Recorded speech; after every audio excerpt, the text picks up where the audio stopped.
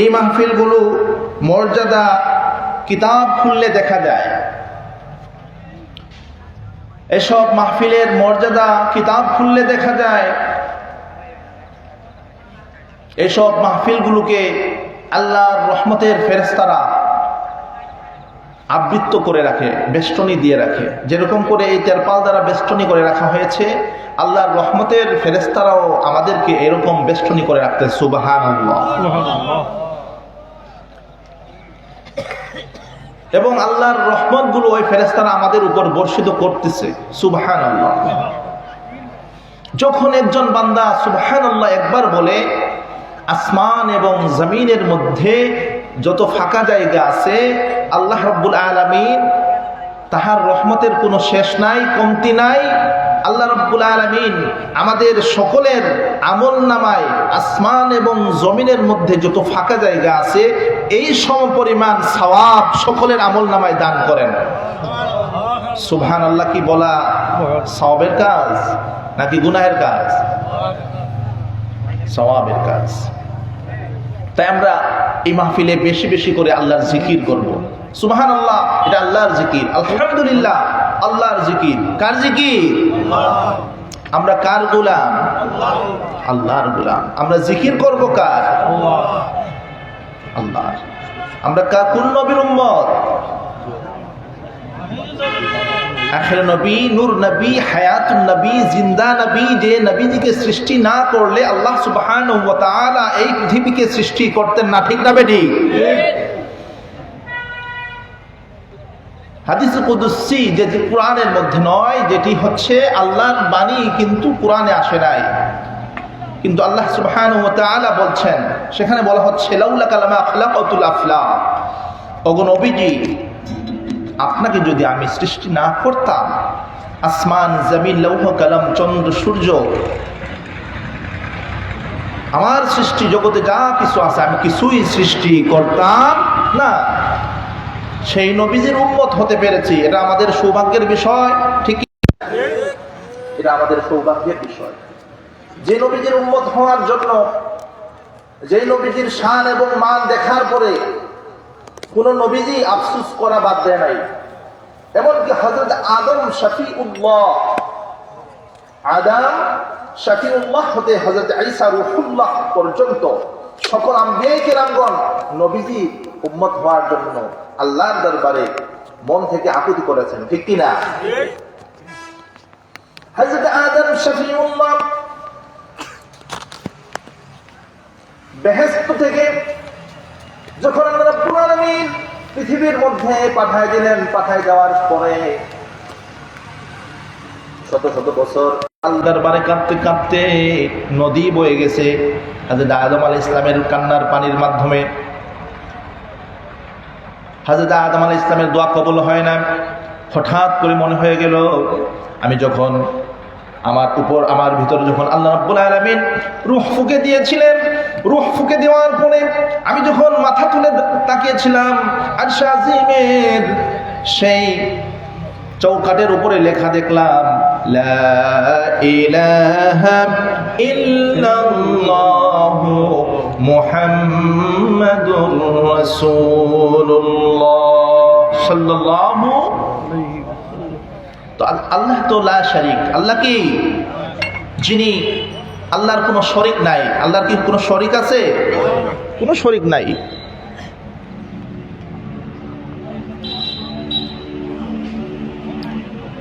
আল্লাহর সাথে যারা শরিক করে সে হচ্ছে সবচেয়ে বড় জালেম। সে কি সবচাইতে জালেম? কেমনে? আল্লাহ পাক কোরআনে বলছেন, ইন্নাশ শিরকা লাযুলমুন আযীম, ইন্নাশ শিরকা লাযুলমুন আযীম, নিশ্চয় শিরক হচ্ছে আল্লাহর সাথে সবচাইতে বড় গুনাহ। জুলুম যে গুনাহ আল্লাহ তাআলা বান্দার থেকে কখনো আশা করে না।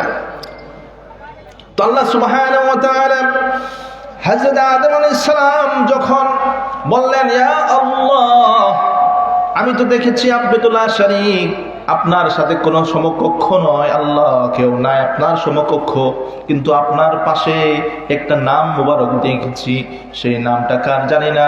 রব্বুল আলামিন গো, আমাকে ওই নাম মুবারকের উসিলায় আমাকে তুমি মাফ করে দাও। সুবহানাল্লাহ। সাথে সাথে দোয়া কবুল, মঞ্জুর। সাথে সাথে কি দোয়া কি হয়েছে? মঞ্জুর হয়ে গিয়েছে। আল্লাহ সুবহানাহু ওয়া তাআলা আদম আলাইহিস সালামকে ক্ষমা করে দিলেন এবং হযরত হাওয়া আলাইহিস সালাতু ওয়াস সালামের সাথে সাক্ষাৎ হয়ে গেল কোথায়? মুজদালিফায়। কোথায় হুজুর? মুজদালিফায়। আল্লাহ সুবহানাহু ওয়া তাআলা ওই জায়গায় যাওয়ার সুযোগ করে দিয়েছেন। আলহামদুলিল্লাহ। দেখলাম হযরত আদম আলাইহিস সালাম এবং হযরত হাওয়া আলাইহিস সালামের সাথে যে জায়গায় সাক্ষাৎ হয়েছে, ওই জায়গার মধ্যে একটি স্মৃতিস্তম্ভ হিসেবে দাঁড় করা রাখা হয়েছে। ওই জায়গার মধ্যে হযরত আদম আলাইহিস সালাম শ্রীলঙ্কার থেকে আর হযরতে হাওয়া আলাইহিস সালাম জেদ্দাহ থেকে এসে ওই জায়গার মধ্যে তাদের সাক্ষাৎ হয় প্রথম। আল্লাহ পাক দোয়া কবুল করলেন। তাদের মাধ্যমে এই আমাদের আবির্ভাব, তাদের মাধ্যমে কি আমাদের আবির্ভাব। এই হচ্ছে মানুষের প্রথম সূচনা, ঠিক কি না? এটা কি অস্বীকার করা যাবে? কোনো সুযোগ নাই। আছে? কোনো সুযোগ নাই। আল্লাহ রাব্বুল আলামিন পবিত্র কালামে পাকের সূরা নিসার প্রথম আয়াতের মধ্যে বলছেন, ইয়া আইয়ুহান নাসুত্তাকু রাব্বাকুমুল্লাযী খালাকাকুম মিন নাফসিন ওয়াহিদাতিন ওয়া খালাকা মিনহা যাওজাহা ওয়া বাসসা মিনহুমা রিজালান কাসীরান ওয়া নিসাআ ওয়াত্তাকুল্লাহা আল্লাযী تساءلون به والأرحام إن الله كان عليكم رقيبا الله أكبر الله رب العالمين বলছেন ইয়া আইয়ুহান নাসু তাকু, হে মানুষেরা তোমরা আল্লাহকে ভয় করো, আমাকে ভয় করো। রব্বাকুমুল্লাযী খালাকাকুম, আমি আল্লাহ রব্বুল আলামিন তোমাদেরকে সৃষ্টি করেছি। মিন নাফসিন ওয়াহিদা, এক আত্মা হতে। কত আত্মা হতে? এক আত্মা হতে। ওয়া খালাকা মিনহা যাওজাহা, তোমাদের মধ্য হতে আমি যাওজাহা তোমার সহধর্মিণীকে আমি সৃষ্টি করেছি। ওয়াবাসসা মিনহুমা রিজালান কাসীরান ওয়া নিসাআ, এবং তোমাদের মধ্য হতে তোমাদের মাধ্যমে আমি ওনিসা বহু নর এবং নারী এই পৃথিবীর জমিনে সৃষ্টি করেছি। ওয়াত্তাকুল্লাহ, তোমরা আমি আল্লাহকে ভয় করো। তাসাআলুনা বিহি ওয়াল আরহাম, এবং নিকট আত্মীয়তার সম্পর্ক বিচ্ছিন্ন করা হতে তোমরা আমি আল্লাহকে ভয় করো।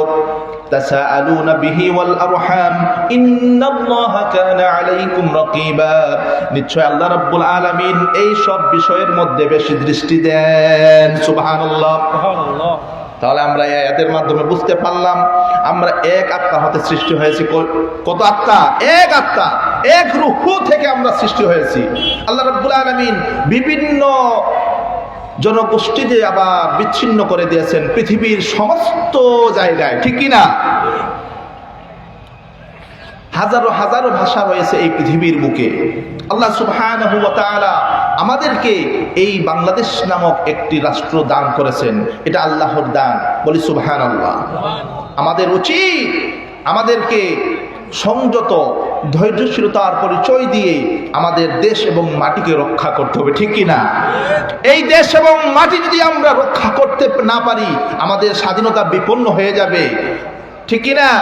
আমাদের এই স্বাধীনতা যদি বিপন্ন হয়ে যায়, তাহলে এই রাষ্ট্রের মধ্যে বাংলাদেশ হিসেবে আমরা আর কখনো পরিচয় দিতে পারবো না। আমাদেরকে সংযত হতে হবে, ধৈর্যশীল হতে হবে, হিকমতওয়ালা হতে হবে। প্রত্যেকটা কাজে হিকমতওয়ালাদের পরিচয় দিয়ে সামনের দিনের জন্য সামনের দিকে আগাইয়ে যেতে হবে।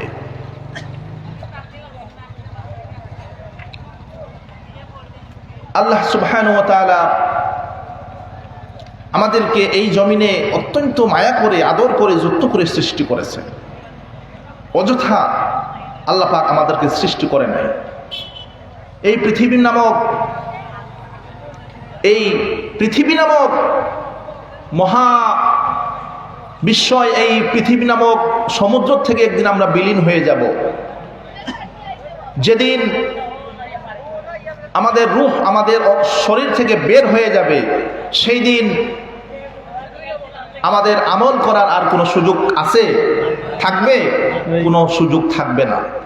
এই রূহ নামক যে নিয়ামত যতদিন এই বডির ভিতরে আছে, ততদিন আমার শক্তি, সামর্থ্য, আমার চিন্তা, ধারণা, চেতনা সব কিছু। রূহ যেদিন বের হয়ে যাবে, সেদিন সবাই বলবে লাশ। কি বলবে? তখন আমার নাম ধরে আর কেউ ডাকবে না। আমার কাছে যেতে তখন ভয় পাবে, ঠিক কি না? অনেকে লাশের কাছে যেতে চায় না, ভয় পায়। কিন্তু আল্লাহ পাক বলছেন আমাকে ভয় করো। কাকে ভয় করো? যে আল্লাহকে ভয় করতে বলতেছেন আল্লাহ পাক। ওয়াত্তাকুল্লাহ, তোমরা আমি আল্লাহকে ভয় করো। আমরা ভয় করি না আল্লাহকে, ভয় করি অন্য কিছুকে, ঠিক কি না? আমি যে সূরা কালেমা তিলাওয়াত করেছি আপনাদের সামনে, সূরা আল আসর, সূরা আল আসর, কুরআন শরীফের 30 নম্বর পারার ছোট্ট একটি সূরা, ঠিক কি না? ওয়াল আসরি ইন্নাল ইনসানা লাফি খুসর ইল্লাল্লাযীনা আমানু ওয়া আমিলুস সালিহাতি ওয়া তাওয়াসাউ বিল হাক্কি ওয়া তাওয়াসাউ বিস সবর। ছোট্ট না? ছোট্ট একটি সূরা, মক্কায় অবতীর্ণ সূরা, কোরআন শরীফের 103 নম্বর সূরা। সূরাটা 3টি আয়াতের মাধ্যমে বেষ্টিত। কয়টি আয়াত? হযরত ইমাম শাফিঈ রাহমাতুল্লাহি আলাইহি বলতেছেন, একজন মানুষ যদি পরিবর্তন হতে চায়, পরিবর্তন করতে চায় নিজেকে, সেজন্য সূরা আসরকে অনুধাবন করে। কি? কোন সূরা? সূরা আল আসর। সে যদি নিজেকে পরিবর্তন করতে চায়, সে যেন ওয়াল আসরি, সূরা আল আসর সূরাকে অনুধাবন করতে পারে। এই আয়াতগুলোর মর্মার্থ, ব্যাখ্যা, বিশ্লেষণ, ফজিলতগুলো যেন সে পড়ে, তখন সে তাকে পরিবর্তন করে ফেলতে পারবে, ঠিক কি না? আল্লাহ সুবহানাহু ওয়া তাআলা এই সূরার মধ্যে বলছেন ওয়াল আসরি, সময়ের কসম খেয়ে আল্লাহ পাক বলতেছেন, সময়ের কসম, আসরের কসম, সময়ের কসম আল্লাহ পাক খেলেন। আল্লাহ পাক কসম খেয়েছেন। অন্য কোনো বিষয় নিয়ে, বস্তুকে আল্লাহ পাক কসম খেতে পারলেন, কিন্তু সময়ের কেন কসম খেলেন? প্রশ্ন আসে না? অন্য কিছু নিয়ে তো কসম খেতে পারতেন, ঠিক কিনা? এই জায়গার মধ্যে আল্লাহ পাক কসম খেয়েছেন কিসের? সময়ের। কিসের? সময়ের কসম খেয়েছেন। কেন আল্লাহ পাক সময়ের কসম খেলেন? এটা কি প্রশ্ন আসে না? সময়, বছর চলে যায়, বছরের পরে মাস চলে যায়, মাসের পরে সপ্তাহ চলে যায়, সপ্তাহের পরে দিন চলে যায়, দিনের আগে ঘন্টা চলে, ঘন্টার পরে মিনিট চলে, মিনিটের আগে সেকেন্ড চলে, ঠিক কিনা? সময়টা কি যাচ্ছে না? সময়গুলা অতিবাহিত হয়ে যাচ্ছে। সময়গুলা কি হয়ে যাচ্ছে? অতিবাহিত হয়ে যাচ্ছে। মোটর সাইকেলে আমি 5 লিটার তেল ভরলাম, 5 লিটার তেল যে ভরছি, শেষ হবে নাকি এটা আরো বাড়বে? আল্লাহ পাক আমাদের প্রত্যেক মানুষকে, এক একজনকে হায়াত দিয়ে দিয়ে, এই সময় নামক নিয়ামত হচ্ছে আমাদের হায়াত। যে সময়টা, এটা হচ্ছে আমাদের কি? জিন্দেগির হায়াত। এটা আমাদের শেষ হচ্ছে না, না বাড়তেছে? শেষ হচ্ছে। ওই যে 5 লিটার তেল, আমি 300 কিলো দৌড়াইতে পারবো। 300 কিলোর শেষ হলে আমি আর দৌড়াইতে পারবো? পারবো না, সম্ভব না, অসম্ভব। আল্লাহ পাক একটা সময় বেঁধে দিয়েছেন আমাদের এই ছোট্ট জীবনে। এই ছোট্ট জীবনের যে সময় বেঁধে দেওয়ার সময়, এই সময়কে কাজে লাগাতে হবে। 2টা দিক, একটা ভালো দিক আর একটা মন্দ দিক। একটা ভালো দিক আর একটা মন্দ দিক। জীবনের প্রতিটা সময়, প্রতিটা সেকেন্ড যদি আল্লাহর দিকে, ভালো কাজে আমি অনুধাবন করতে পারি, ভালো কাজে কাটাতে পারি, ভালো কাজে আমার সময়কে যদি আমি অতিবাহিত করতে পারি, তাহলে তো আমার জিন্দেগি সফল হয়ে গেল, ঠিক কিনা? আমি যদি আমার এই জিন্দেগি, সময়কে, আমার এই হায়াতকে আমি যদি ভালো কাজে না লাগায়া, আমি যদি খারাপ কাজের মধ্যে আমার এই সময় ব্যয় করে দিই, তাহলে আমার জীবনটা বিফল হয়ে গেল। আল্লাহ পাক সময়ের কসম খেয়েছেন। মুফাসসিরিনে কিরাম বিভিন্নভাবে আখ্যা দিয়েছেন, ব্যাখ্যা দিয়েছেন, এর ফজিলত বর্ণনা করেছেন। আমি আপনাদেরকে এই কথাটুকু শোনাই গেলাম যে মুফাসসিরিনে কিরামগণ এই কথাও বলতেছেন। হযরতে তাফসীরে মারিফুল কুরআনের মধ্যে এসেছে, এই সময় মানুষের একদিন চলে যাবে, যেদিন সময়টা শেষ হয়ে যাবে, হায়াত নামক নিয়ামতটা যখন শেষ হয়ে যাবে, তখন তার আর কিছু করার থাকবে না। আল্লাহ পাকের জন্য এই সময়ের কসম খেলেন, ওয়াল আউসরি ইন্নাল ইনসানা লাফি খুসর। আল্লাহ পাক বলছেন নিশ্চয় মানুষেরা ক্ষতির মধ্যে নিমজ্জিত। কিসের মধ্যে? কিসের মধ্যে? ক্ষতির মধ্যে নিমজ্জিত। আল্লাহ পাক সিগন্যাল দিয়ে দিলেন। আল্লাহ পাক সিগন্যাল দিয়েছেন না? আমরা তো আল্লাহকে দোষ দিতে পারবো না। আল্লাহ পাক তো সব বলে দিয়েছেন কোরআনের মাধ্যমে, হাদিসের মাধ্যমে, ঠিক কি না? কোরআন হচ্ছে আল্লাহ তাআলার কি বাণী, আল্লাহ তাআলার বাণী। হাদিস হচ্ছে আল্লাহ তাআলার সেই বাণীর ব্যাখ্যা, সেই বাণীর কি ব্যাখ্যা। হযরত আয়েশা সিদ্দিকা রাদিয়াল্লাহু তাআলা আনহাকে একদিন সাহাবায়ে কেরাম জিজ্ঞাসা করতেন, হে উম্মাহাতুল মুমিনিন, আমাদের কি রাসূল সম্পর্কে কিছু বলেন। হযরত আয়েশা সিদ্দিকা রাদিয়াল্লাহু তাআলা আনহা সাহাবায়ে কেরামদেরকে বললেন, ও সাহাবায়ে কেরাম, তোমরা আমাকে তোমাদের রাসূল সম্পর্কে জিজ্ঞাসা করছো কেন? জিজ্ঞাসা করছো, তোমরা কি কোরআন পড়ো না? কোরআন পড়লেই তো তোমরা তোমাদের জীবন, নবীজির জীবন পেয়ে যাবে। সুবহানাল্লাহ। নবীজির সারা জিন্দেগি হচ্ছে কোরআন, আর সেই কোরআনের ব্যাখ্যা বিশ্লেষণ দিয়ে গেছেন হাদিসের মাধ্যমে। রাসূলুল্লাহ যেটি বলেছেন মুখ দিয়া হালাল, হ্যাঁ সেটি হয়ে গেছে আমাদের জন্য হালাল এবং শরীয়ত। যেটা না করে গিয়েছেন সেটা হয়ে গেছে হারাম এবং আমাদের জন্য নাজায়েজ, ঠিক কি না? তো আল্লাহ পাক আমাদেরকে সিগন্যাল এবং ওয়ার্নিং দিয়ে দিলেন সূরা আসরের মধ্যে, ইন্নাল ইনসানা লাফি খুসরিন, সমস্ত মানুষেরা ক্ষতির মধ্যে নিমজ্জিত।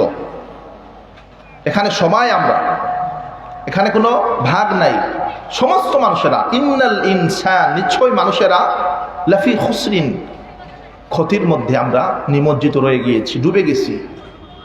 আল্লাহ পাক চার ধরনের মানুষকে আবার বলতেছেন তারা ব্যতীত, ইল্লাল্লাযিনা, তারা ব্যতীত, তারা নয়, কারা তারা? এটা কি চেনা দরকার?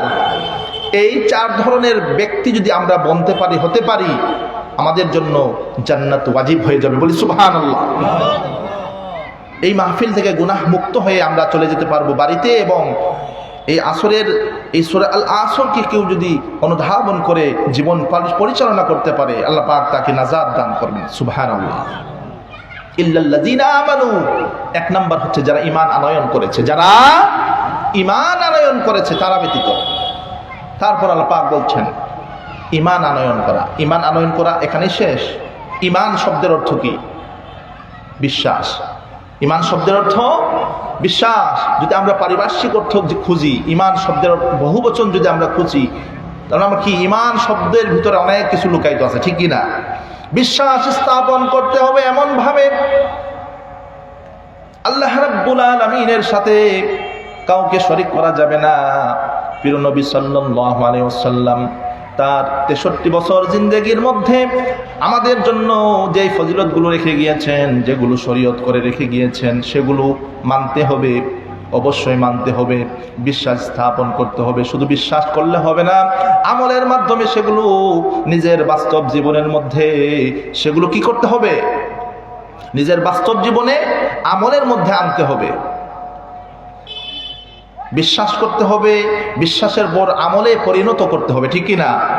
নাকি শুধু লা ইলাহা ইল্লাল্লাহু মুহাম্মাদুর রাসূলুল্লাহ পড়লাম, মুসলমান হয়ে গেলাম, আমার কাজ শেষ, এটা বললে চলবে? আমাদের দায়িত্ব অনেক। দায়িত্ব কি বেশি না কম? অনেক। ইল্লাল্লাযীনা আমানু, যারা ঈমান আনয়ন করেছে তারা ব্যতীত, ওয়া আমিলুস সালিহাত, আল্লাহ পাক পরের শব্দ যেটি বললেন, যারা নেক আমল করবে তারা ব্যতীত। প্রথমে ঈমান আনয়ন, বিশ্বাস করতে হবে এমন ভাবে এই বিশ্বাসের মধ্যে কোনো কমতি থাকতে পারবে না।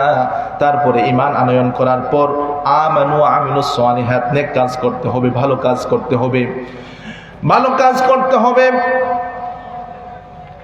ভালো কাজ করতে হবে, নিজে ভালো কাজ করতে হবে, আরেকজনকে ভালো কাজের উদ্বুদ্ধ করতে হবে, আরেকজনকে ভালো কাজের নসিহত করতে হবে। শুধু নিজে ভালো কাজ করলেই চলবে না, সমাজ সংস্কারের জন্য নিজেকে উবিলে দিতে হবে, ঠিক কিনা? এই আজকের যে কাজটি করেছে হেল্পফুল ফজল ইসলামী যুব সংঘ, এই যুবক ভাইরা ইচ্ছা করলে কনসার্ট করতে পারতো, ঠিক কিনা? ঢোল বাজনা গান বাজনার আয়োজন করতে পারতো না? আল্লাহ সুবহানাহু ওয়া তাআলা এই যে ভাইরা আজকে এই আয়োজন করেছে, এটা অনেক ভালো কিনা? এই আয়োজনের মধ্যে যারা শরীক হয়েছে আল্লাহ পাক তাদেরকেও এই আয়োজনের মধ্যে অংশীদারিত্ব করেছেন, ঠিক কিনা? তো আমানু ওয়া আমিলুস সালিহাত, এই আমলে সালিহাতের মধ্যে মানে নেক কাজের মধ্যে থাকতে হবে। ওয়াতাওয়াসাউ বিল হক, হক পথে চলতে হবে, হক কথা বলতে হবে। হকের মধ্যে থেকে তুমি হও মুজাহিদ না হও শহীদ, ঠিক কিনা? হকের উপর এমন অবিচল থাকতে হবে, হকের উপর তুমি যদি থেকে তোমার মওত হয়ে যায়, তুমি শহীদ হয়ে গিয়েছো, ঠিক কিনা?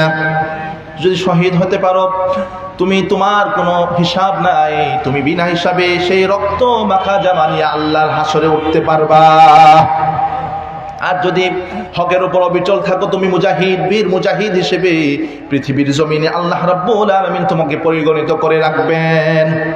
ও তোমার সবিল হক, হকের উপর অবিচল থাকতে হবে। এরপর বলতেছেন সবর, ধৈর্যশীল হতে হবে। কি হতে হবে? ধৈর্যশীল।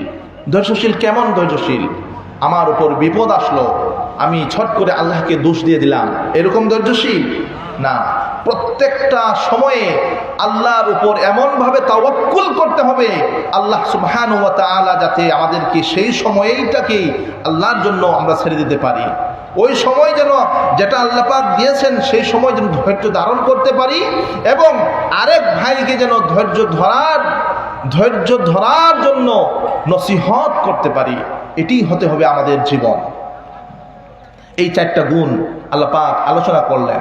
এই চারটা গুণ, একটা হচ্ছে ঈমান আনয়ন করা, 2 নম্বর কি আমিলুস সালিহাত, নেক আমল। নেক আমলের মধ্যে প্রথম ঈমান। প্রথম কি?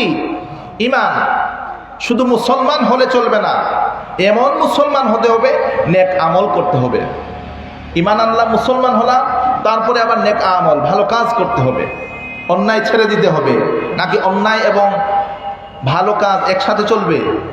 হবে না, অন্যায় ছেড়ে দিতে হবে। এই যে একটু আগে হুজুর বলেছিলেন বিয়েতে গান বাজনা, এটা কি ভালো? আমরা জানি এটা ভালো না, তারপরে করি কেন? শয়তান মামা লারা দে, তাই না? বলে এটা না হলে তো বিয়ে জমে না। কি? এটা না হলে বিয়ে জমে না। এই যে বিয়ে জমে না বলে এই কাজটা করানোর মাধ্যমে, এটার মাধ্যমে শুরু হলো একটা শুভ পরিণয়। আর এটার মাধ্যমে যে ফল পাবো, সে তো আরেকটা মেয়েকে ইপটিজিং করবেই, ঠিক কি না? নাকি সে ভালো হবে? ইপটিজিং করবে অবশ্যই, কারণ তার পরিণয়টা ভালো হয় নাই, তার আমরা আমলে সালিহাতে ঢুকতে পারি নাই। এর জন্য আল্লামা আমাদের ইমাম শফি রহমতুল্লাহ আলাইহি বললেন, কেউ যদি নিজেকে পরিবর্তন করতে চায়, সেজন্য সূরা আল আসরকে নিজের জীবনের মধ্যে আনতে পারে। সূরা আল আসরকে সে পরিবর্তন হয়ে যেতে পারবে।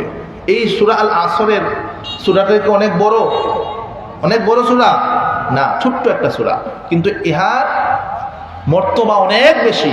ইহার মর্তবা কি? অনেক বেশি।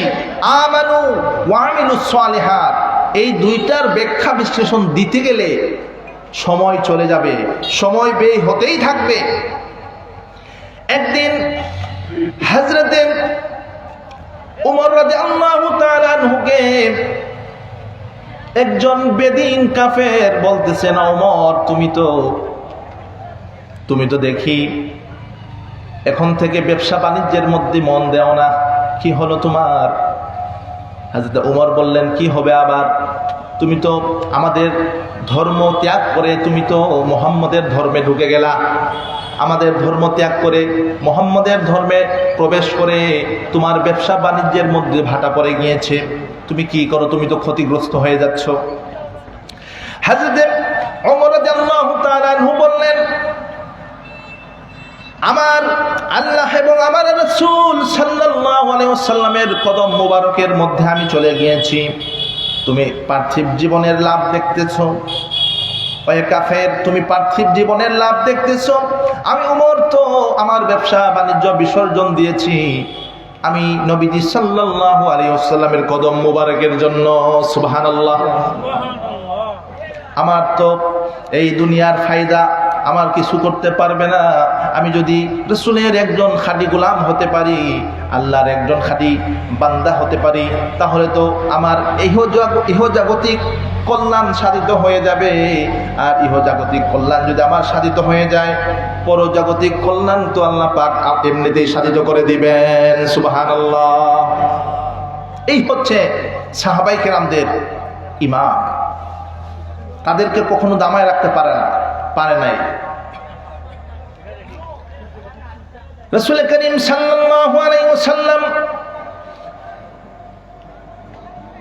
আল্লাহ রাসূল সাল্লাল্লাহু আলাইহি ওয়াসাল্লামের যেখানে জন্মস্থান বাড়ি, সেখান থেকে আল্লাহ রাসূল সাল্লাল্লাহু আলাইহি ওয়াসাল্লাম যখন কাবা শরীফের মধ্যে প্রবেশ করতেন, সেই কাবা শরীফের যে রাস্তা, রাসূল করিম সাল্লাল্লাহু আলাইহি ওয়াসাল্লামের বাড়ি থেকে আসতে বেশি হলে 2 থেকে 4 মিনিট লাগবে, ঠিক কিনা হুজুর? 2 থেকে 4 মিনিট লাগে। ওইখান থেকে আমি নিজে দেখলাম রাসূলের বাড়ির থেকে যখন আল্লাহ রাসূল সাল্লাল্লাহু আলাইহি ওয়াসাল্লাম বের হয়ে কাবা শরীফের মধ্যে প্রবেশ করতেন, দেখলাম সেখানে বাবু মুহাম্মদ সাল্লাল্লাহু আলাইহি ওয়াসাল্লাম লেখা রয়েছে। সুবহানাল্লাহ। যে গেট দিয়ে রাসূল করিম সাল্লাল্লাহু আলাইহি ওয়াসাল্লাম প্রবেশ করতেন, সেগুলো দেখার নসিব আল্লাহ পাক করেছেন। এত রাসূল করিম সাল্লাল্লাহু আলাইহি ওয়াসাল্লাম যে কাবা শরীফের চতুর্দিকে সাহাবায়ে কেরামদেরকে নিয়ে হাঁটাচলা করতেন, সেগুলো দেখার পরে একজন মুমিনের হৃদয়ের ঈমান এমনিতেই বৃদ্ধি পেয়ে যায়। একদিন আবু জাহিল রাসূল করিম সাল্লাল্লাহু আলাইহি ওয়াসাল্লামকে বললেন, হে মুহাম্মদ, আল্লাহ রাসূল সাল্লাল্লাহু আলাইহি ওয়াসাল্লাম একদিন বলতেছেন, আমি যদি তোমাদেরকে বলি এই আবু কুবাইস পাহাড়ের ওপারে আমাদের শত্রু আছে, তোমরা কি বিশ্বাস করবা? আবু জাহিল তখন বলতেছিল যে না, আপনার কথা আমি বিশ্বাস করি না, আপনি তো ভয়ঙ্কর জাদুকর। এটা খানায়ে কাবার সঙ্গে একদম নিকটবর্তী, যেখানে মক্কা হেরেম শরীফের ইমামগণ অবস্থান করেন এখন, ওই জায়গার মধ্যে তারা বাসস্থান। তো ওইখানে রাসূল করিম সাল্লাল্লাহু আলাইহি ওয়াসাল্লাম দাঁড়ায় আছেন। আবু জাহেলকে বলতেছে, বলার পরে আবু জাহেল বলতেছে, আপনার কথা আমি বিশ্বাস করি না, আপনি যদি ওই চন্দ্রকে 2 খণ্ডিত করে দেখাতে পারেন তাহলে আমি বিশ্বাস করব। নাউজুবিল্লাহ। কত বড় তাদের সাহাবায়ে কেরাম কেমন ইমানদার ছিলেন। রাসূল করিম সাল্লাল্লাহু আলাইহি ওয়াসাল্লাম বলার পরে সাহাবায়ে কেরামরা এমনভাবে মানতেন যে মানার কারণে আবু বকরকে আল্লাহ নবী কি উপহার দিলেন? সিদ্দিক উপহার দিলেন। উপাধি দিলেন না সিদ্দিক? আবু বকর সিদ্দিক। সিদ্দিক ওনার নাম না, এটা উপাধি, টাইটেল রাসূল করিম সাল্লাল্লাহু আলাইহি ওয়াসাল্লামের দেওয়া। তো ওই যে চন্দ্র 2 খণ্ডিত করে ফেলার জন্য আবু জাহিল বলতেছে, আল্লাহ রাসূল সাল্লাল্লাহু আলাইহি ওয়াসাল্লাম আল্লাহ তাআলার কাছ থেকে চেয়ে ওই সময় হাতের এই আঙ্গুল ইশারা দিলেন, চন্দ্র 2 খণ্ডিত হয়ে গেল। বলি সুবহানাল্লাহ। আবু জাহিল বলতেছে, মুহাম্মদ তোমার জাদু তো বড় মারাত্মক। বলি নাউজুবিল্লাহ। ওনার উপর কোনো হেদায়েত নাই। আল্লাহ রাসূল সাল্লাল্লাহু আলাইহি ওয়াসাল্লাম ওনাকে হেদায়েতের জন্য আল্লাহর কাছে অনেক দোয়া করেছেন, কিন্তু শেষ পর্যন্ত আল্লাহ পাক তাকে হেদায়েত দেয় নাই। ওই আবু জাহেলের বাড়িটাও আছে, ওইটাকে হাম্মাম বানানো হয়েছে। ওইখানে হাজী সাহেবগণ প্রস্রাব এবং পায়খানা করেন। প্রত্যেক হাজী সাহেবের বড় আশা আকাঙ্ক্ষা ওইখানে গিয়ে একবার হাজত ছাড়বে। আর হুজুর করিম সাল্লাল্লাহু আলাইহি ওয়াসাল্লামের যে বাড়ি মুবারক রয়েছে, এটা এখনো আছে। ওই জায়গায় লাইব্রেরি করা হয়েছে, ওই জায়গার মধ্যে কিতাবখানা করে রাখা হয়েছে। তো আল্লাহ সুবহানাহু ওয়া তাআলা আমাদেরকে এই পৃথিবীতে যে হায়াত নামক সময় দিয়েছেন, এই সময়টা আমাদের কাজে লাগানো প্রয়োজন নাকি অপ্রয়োজন? অবশ্যই প্রয়োজন। এই হায়াত নামক বস্তু, এটা বড় একটা নিয়ামত। একদিন এটা শেষ হয়ে যাবে, নিশ্চয়ই শেষ হয়ে যাবে। নাকি আমরা চিরজীবন থাকতে পারবো? চিরজীবন যদি থাকতে ইচ্ছা করতেন, দয়াল নবীজি থাকতে পারতেন, ঠিক কিনা? ঠিক কিনা? দয়াল নবীজিও পৃথিবীর থেকে গায়েব হয়ে জান্নাতুল ফেরদাউস রওজা শরীফের মধ্যে জীবিত অবস্থায় শুয়ে আছেন। সুবহানাল্লাহ। আল্লাহর হাবিব বলতেছেন, ওয়া আনা হাইয়ুম ফি কবরি, আমি আমার রওজা শরীফের মধ্যে জীবিত। সুবহানাল্লাহ।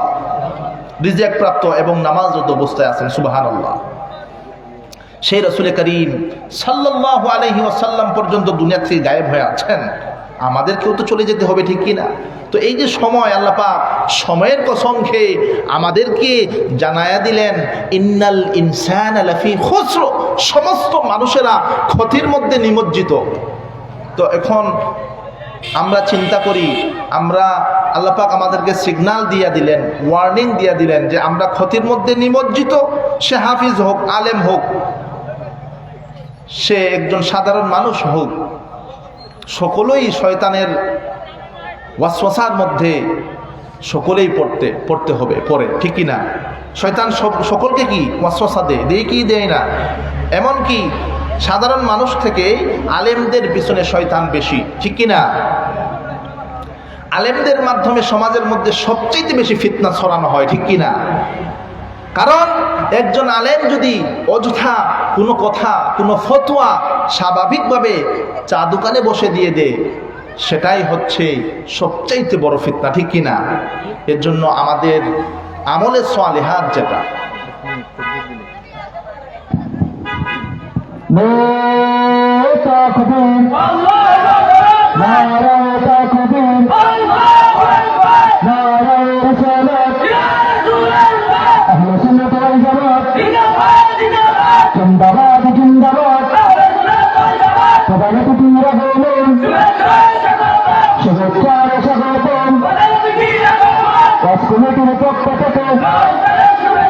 এলাকাবাসীর পক্ষ থেকে, বড়তলার পক্ষ থেকে নারায়ে তাকবীর, নারায়ে রিসালাত, আহলে সুন্নাত ওয়াল জামাত জিন্দাবাদ জিন্দাবাদ। সভাপতি পীর আগমন, শুভেচ্ছার স্বাগতম। সিলসিলায়ে কোম্পানি জিন্দাবাদ জিন্দাবাদ। সিলসিলায়ে বদরপুরি জিন্দাবাদ জিন্দাবাদ।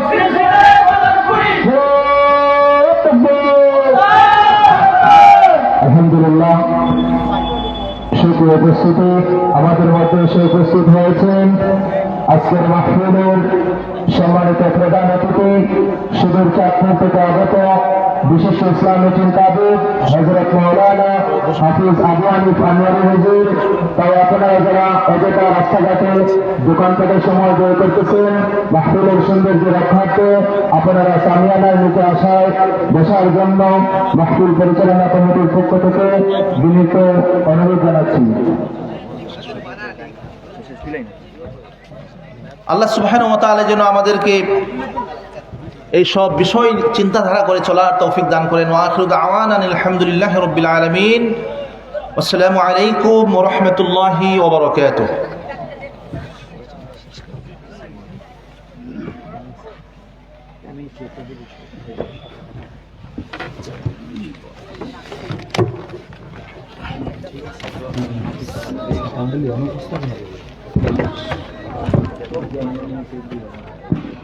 আলহামদুলিল্লাহ, অসংখ্য মুবারকবাদ জানাচ্ছি আজকের মাহফিলের সম্মানিত বিশেষ অতিথি হযরত মাওলানা মনিরুজ্জামান মুসলিম হুজুরকে। সুপ্রিয় উপস্থিতি, এ পর্যায়ে প্রধান অতিথি হুজুরের বয়ানের পূর্বে ইসলামী সঙ্গীত পরিবেশন করবেন হযরত মাওলানা কারি মনিবুর রহমান সাহেব। আসসালামু আলাইকুম। ঠিক আছে।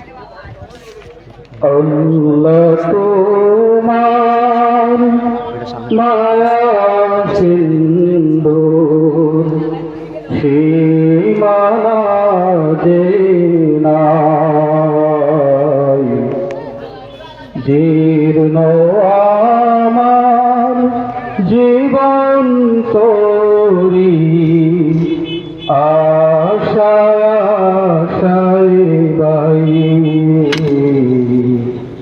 আল্লাহ তোমার মায়া